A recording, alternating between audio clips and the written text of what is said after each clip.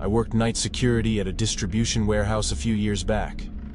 It was the kind of job you take because it pays a little better than gas station work, and you figure, how bad can it be? Big concrete box at the edge of town, squatting between the railroad tracks and a field of weeds. The kind of place where the sodium lights in the lot hum all night, and the air smells faintly of dust and diesel. Inside, it was cavernous. 200,000 square feet of shelves, loading docks, forklifts, pallets stacked higher than your head. When it was busy in the day, it had that chaotic energy. Guys shouting, machines beeping, radios chirping. But at night, it was like someone had taken the life out of the building and left a hollow body. Just echoes, metal cooling, the occasional groan in the rafters. My shift was 10 p.m. to 6 a.m. Every hour, I had to make rounds, scanning checkpoints with a fob that logged where I'd been. They gave you a little scanner that beeped when you swiped, nothing fancy. The routine was, walk the aisles, swipe the scanner, write a note if anything looked off. The kind of rhythm that lulls you to sleep if you let it. Except the West Wing. I hated the West Wing. Everyone did, but they'd never say it outright. Even in summer, when the whole warehouse was muggy, the West Wing stayed cold. Not just drafty, cold, like standing next to a freezer door. The fluorescents above it always buzzed and flickered like they were half dead. They'd replaced them a dozen times and it never fixed anything. Nobody stocked merchandise there anymore. It was just empty shelves and dust. When you walked it, you got that itch between your shoulder blades like someone was a few steps behind you. This one night, halfway through my shift, I was cutting through that wing. Everything was quiet except my footsteps and the hum of the lights. I swiped my fob across the scanner at the far end. It gave the usual beep. I just turned away when I heard it again. Beep. I froze. The scanner light was blinking like it had just been swiped, but I was the only one with a fob on shift. Before I could even process that, my radio hissed. I brought it to my ear, expecting dispatch. Instead, I heard breathing. Slow, steady, too close. Unit 4, confirm, I said, trying to keep my voice level. Static swallowed it. Then silence. The warehouse suddenly felt bigger, emptier, like every aisle stretched a mile. I told myself it was interference, that the scanner just glitched. But my gut was tight. I started back toward the office faster than usual. Then came the footsteps. Above me. That didn't make sense. There was no catwalk there anymore. OSHA had it ripped out after an accident the year before. Nothing overhead but beams and open air. Still, the sound was clear. Heavy, deliberate footsteps pacing above me, tracking me. I lifted my flashlight and swept the rafters. For a second, the beam caught something. A shadow cutting across the beams. Human-shaped, but wrong. The shoulders were too broad, the head angled too far down, like it was craning to watch me. I froze, mouth dry. The thing crouched, balancing like it was perched up there, like it knew I was looking at it. Then the lights flickered. A whole row of fluorescents went out with a buzz, plunging the wing into darkness. When they snapped back on, the rafters were empty. I didn't wait. I bolted down the aisle. My scanner chirped again, this time echoing from the east side of the warehouse, closer to the office. That was enough. I sprinted the rest of the way, boots slamming the concrete, breath ragged. Every step echoed like something was pacing me. I made it to the office, slammed the steel door shut and locked it. My hands were shaking so bad I almost dropped the keys. I turned to the monitors. Banks of security cameras flickered to life, showing row after row of empty aisles.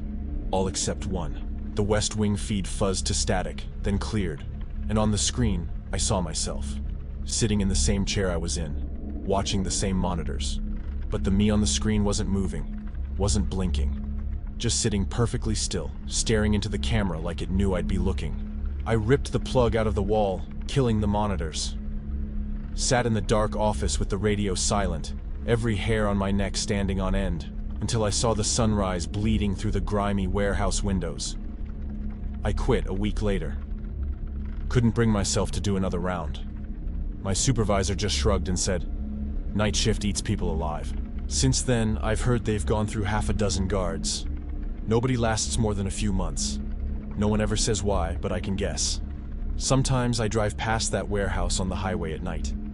It looks dead, like a concrete tomb. But the West Wing windows are always darker than the rest. Like something standing just inside, waiting. And every so often, when my house is quiet and the radio static fuzzes on the TV late at night, I swear I hear it again. Beep. Like someone just checked in.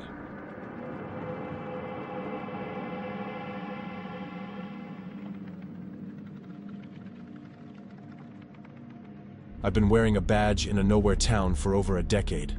Most nights blur together.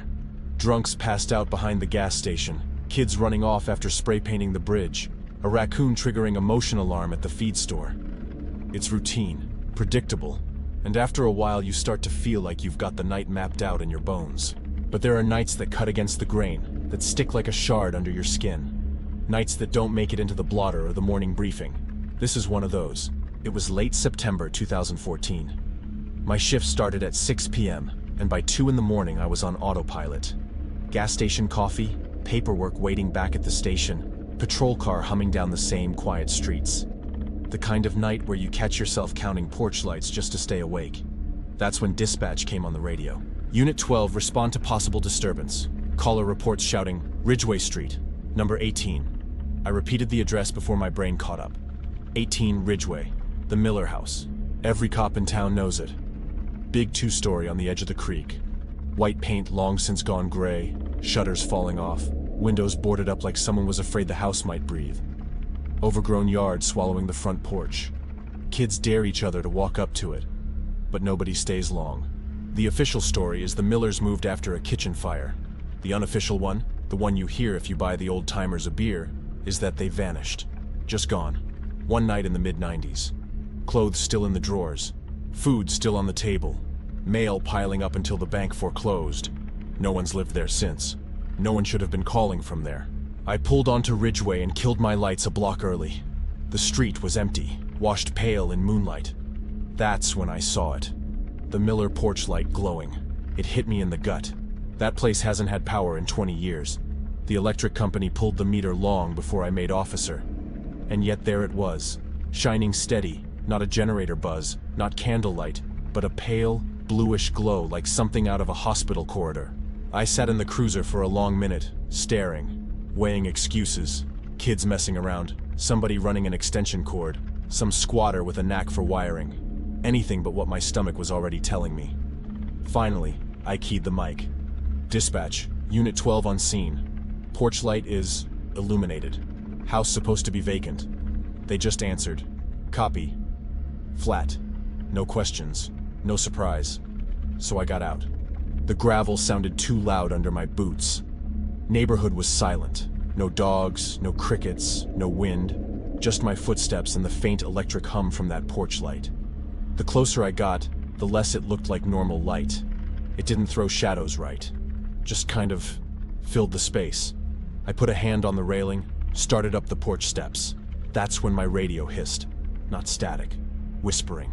It froze me cold. The kind of whisper that's too close, like someone's lips are just behind your ear. I held my breath, leaned the mic closer to listen, and clear as a bell, through the crackle. Don't go in.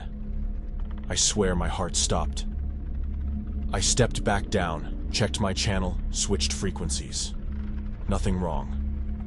When the whisper cut out, the radio went dead quiet again. Told myself I imagined it. Climbed the steps again.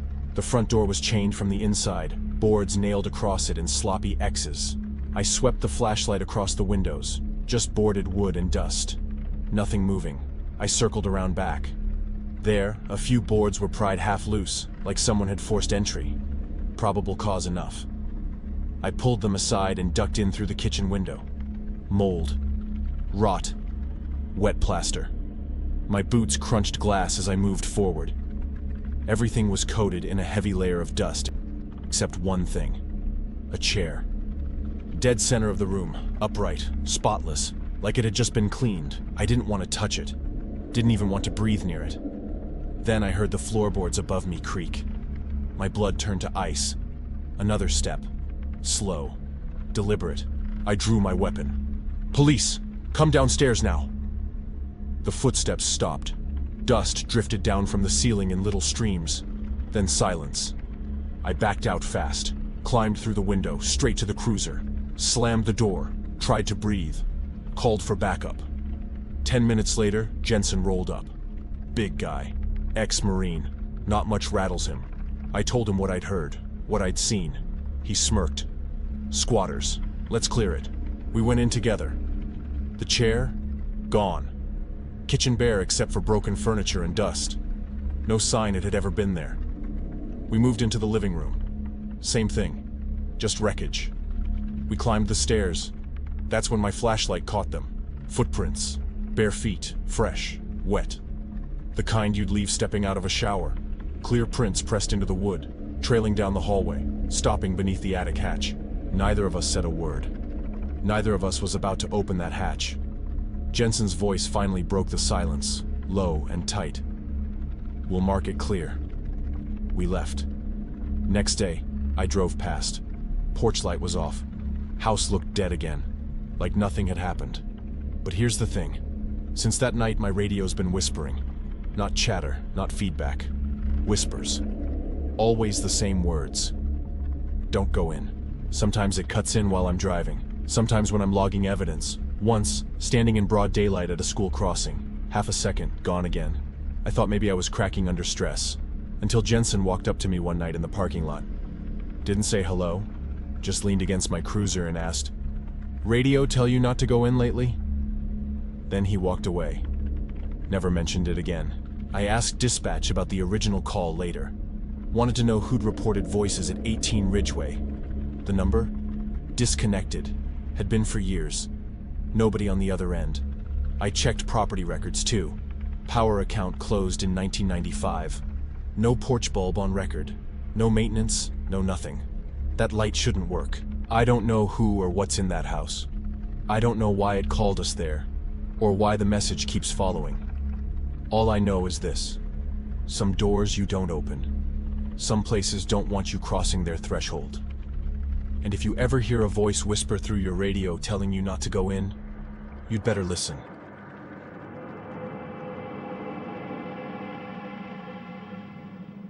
It was late spring, maybe 2016.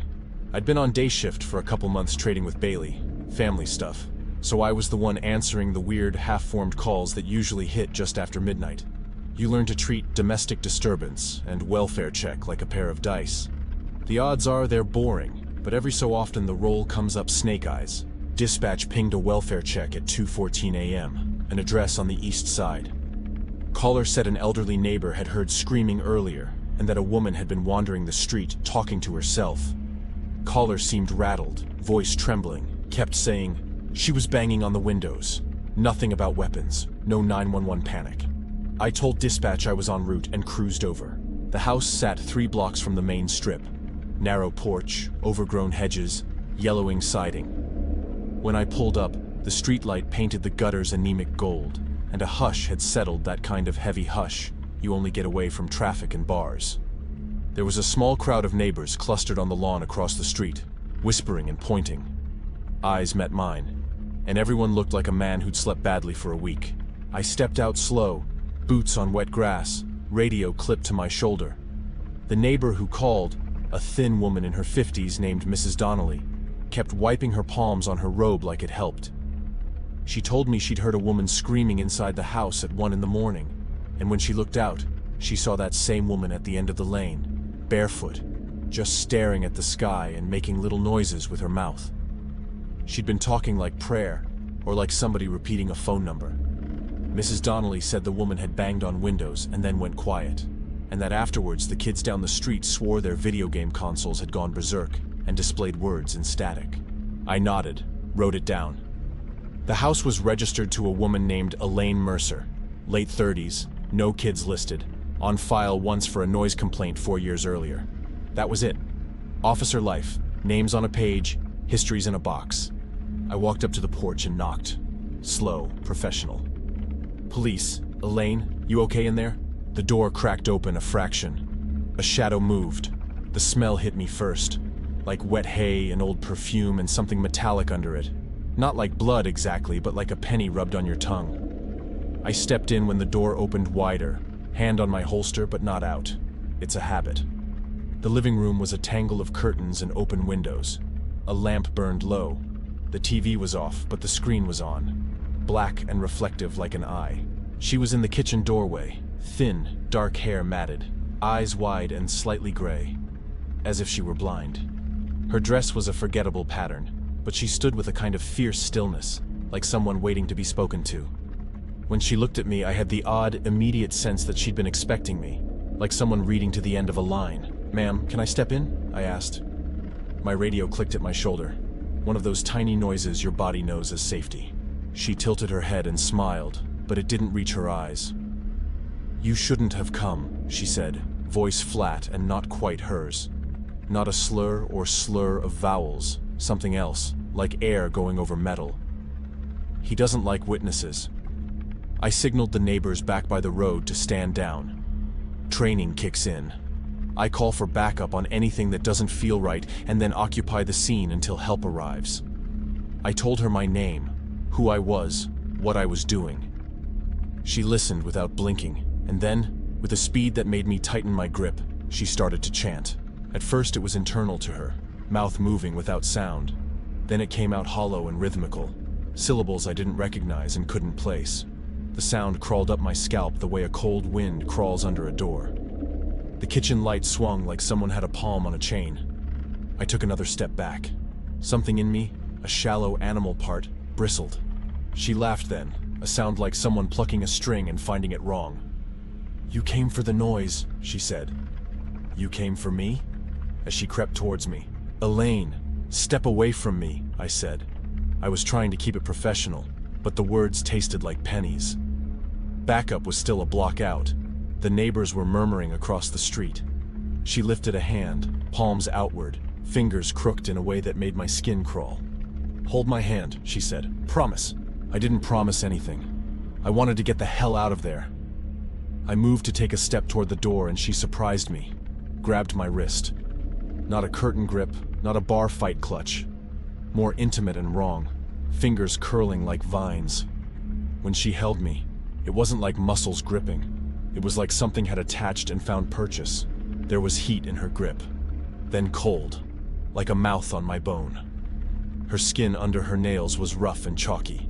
She pressed, and I felt it, a pressure not entirely physical, like being counted on. Her eyes were on my face and then slid past me, as if she saw something moving behind my shoulder. She started chanting again, louder now, syllables blabbering like words spat back from the grave. Her voice took on a cadence that made my chest feel hollow. All at once, the lamp beside the couch began to buzz and vibrate, light strobing like it was about to burst. The TV began to flicker and distort. I couldn't feel my own skin. Across the street, the neighbors staggered back, shielding their eyes. And then, without warning, a hot sting ran down my face. My nose had started bleeding, fast, heavy, dripping onto my uniform. Each drop hit the hardwood with a sound far too loud in the chaos, like the house wanted me to notice every single one. I didn't know I was screaming until one of the neighbors across the street screamed too. In that second, hands still on my wrist, Elaine smiled like a person who had just closed a deal.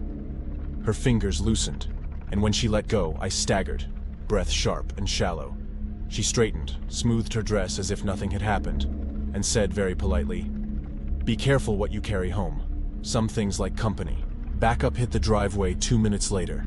Bailey, bless him, running like a balled-up nut.